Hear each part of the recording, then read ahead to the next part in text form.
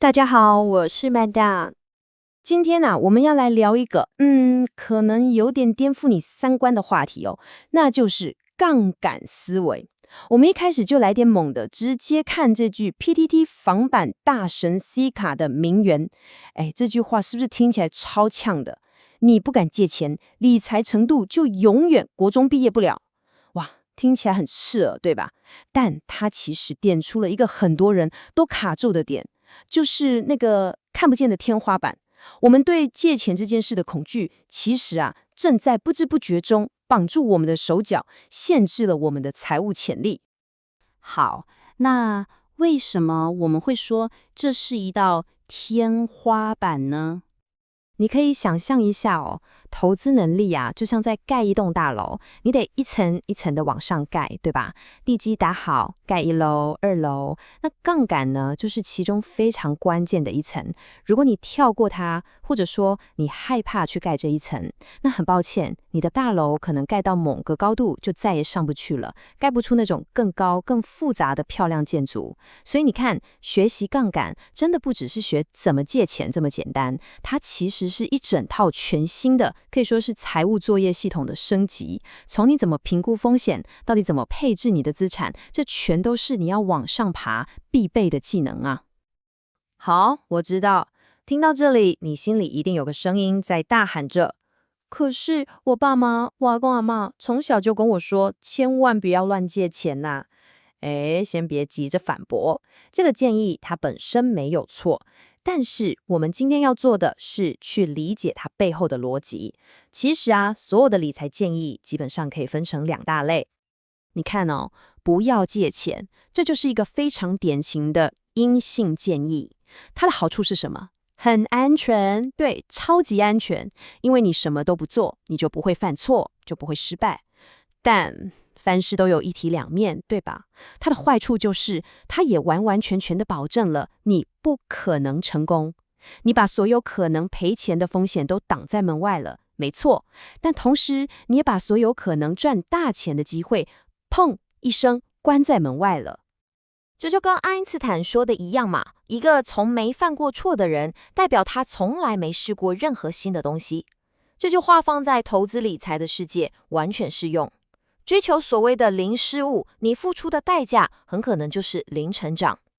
为什么会这样说？因为有些事情光用看的、用听的是永远学不会的。真正的理解只有一个方法，你必须自己跳下去，亲身体验。这真的让我想起我自己的故事。我大学的时候是田径队的，练得很勤，但有整整2年的时间我超痛苦，因为我明明就完全照着教练开的标准课表，每天苦练，拼得要死，结果成绩不止没进步，还退步你看，这就是一个坏结果嘛，对不对？但重点是，这不是结束。后来我真的受不了了，我决定放弃那个标准答案，我开始用自己的身体去感觉，去试错。今天这样练练看，明天那样调一下，不断的去修正。这其实就很像我们在工作上常讲的那个 PDCA 循环。结果你猜怎么样？我竟然就这样找到的最适合我自己的训练方法，然后就一举突破了那个卡关2年的瓶颈，创下了我个人的最佳纪录。其实借钱投资跟这个道理真的一模一样。你看身边是不是有很多这种朋友，他原本是个超级铁齿的不买房主义者，整天跟你说背房贷压力有多大，房价多不合理，结果等到他真的有需要了，不管是结婚还是生小孩，牙一咬，眼睛一闭，买下去了。然后呢，整个人180度大转变，从此变成买房传教士，还会拍着大腿跟你说：“哎呦，我怎么没有早点买呀？”你想想看，在前后的态度差这么多，到底是发生了什么事？答案很简单，关键就只有2个字：行动。就是那个做了跟没做的差别。一旦你真的跨出那一步，你就会体验到一种，书里说的叫做认知进化。那是一种很奇妙的感觉，你会突然发现，奇怪，我看世界的角度好像跟以前完全不一样了。好，那心态我们聊完咯，接下来讲点实际的，到底该怎么做？杠杆这东西它不是一个按下去就好的开关，啪一声就开了。不是，它更像是一条路，是有阶段性的。你在不同的阶段需要用的工具也不一样。你可以把它想象成一个杠杆阶梯，一步一步往上爬。第一阶，当你的本金还不多的时候，比如说几十万、100万，那信贷就是一个超棒的工具，可以帮你快速放大你的起跑资金。好，当你爬到第二阶，资产累积到一个程度了，那房地产就变成一个可以让你把规模放得更大的经典工具。再来呢，再往上爬，你就可以考虑更进阶、更灵活的工具，像是杠杆型的 ETF，或者是股票质押。所以这里的关键是什么？关键是你要动态调整，你要看你现在站在阶梯的哪一阶，然后选择最适合你的工具。你想想看哦，当你本金只有100万的时候，如果能借到一笔200万的信贷，哇，你的总资金马上变成300万，杠杆直接开到3倍，那个威力是很惊人的。可是，如果你的本金已经成长到1000万了，一样那笔200万的信贷加进去，其实效果就很有限了，对吧？所以这整个过程它不是一成不变的，而是一个需要你不断去思考、去调整的策略。好，讲到这里，我知道我们必须来面对那个房间里的大象了，也就是我们心里那个最大的魔王。对于长期负债的深深恐惧，特别是房贷，很多人一听到40年房贷，哇，脑中警铃大作，马上浮现一个画面，一个白发苍苍的自己还在苦哈哈的缴房贷，感觉整个人生都被这笔债给绑架了，想到就觉得啊，太可怕了，对不对？但是我们先冷静一下，不要被40年这个数字吓到。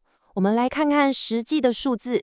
你看哦，假设我们借800万，利率算2%，如果选20年还完，你每个月大概要缴4万块。但如果你选40年呢，每个月大概只要缴2万4。哎，这一来一回，你每个月手上就多出了16000块的现金。这16000块你可以拿去投资，拿去进修，你的财务弹性是不是瞬间就大了很多？所以你懂了吗？拉长年期，它不是在延长你的痛苦，它是在增加你现在的财务自由度。这不是陷阱，朋友，这是你的优势啊！所以你看，不懂的东西不要碰这句话，大家都会讲，但它其实只讲了一半。我认为更完整的说法应该是不懂的东西不要碰，但是你要去学习，直到你把它搞懂为止。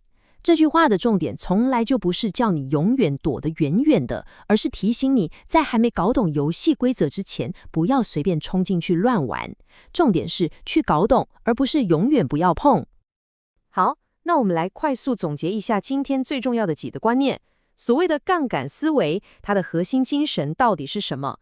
其实就是透过行动去学习，用你的知识去管理风险，然后就像打电动一样，一关一关的破，让自己的财务等级一步一步的往上提升。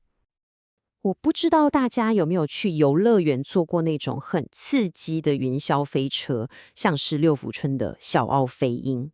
你在下面排队的时候，光是看着那个轨道，听着上面人的尖叫声，是不是就觉得腿软了？心里想说：天哪，这也太疯狂了吧！我等一下真的要上去吗？可是当你真的鼓起勇气坐上去了，机器一启动，咻一声冲出去的那一刻，你感觉到的很可能已经不是害怕了，而是一种前所未有的兴奋跟刺激感。然后等到结束回到地面，你可能还会意犹未尽，想说：哎，要不要再玩一次？你看，从极度的恐惧到无比的热爱，中间的差距往往就只是做了跟没做而已。你只有去做了，才会真正成为那个世界的人。所以最后，我想留一个问题给大家回去想一想：你真正害怕的到底是什么？是债务这2个字，还是踏出舒适圈这件事本身呢？希望我们今天的内容可以给你一点点踏出那第一步的勇气。如果喜欢我们分享的投资理财知识，请帮我们按赞、订阅、加分享，并且开启小铃铛，这样你就不会错过我们分享的宝贵知识与内容咯。未完待续，我们下期见。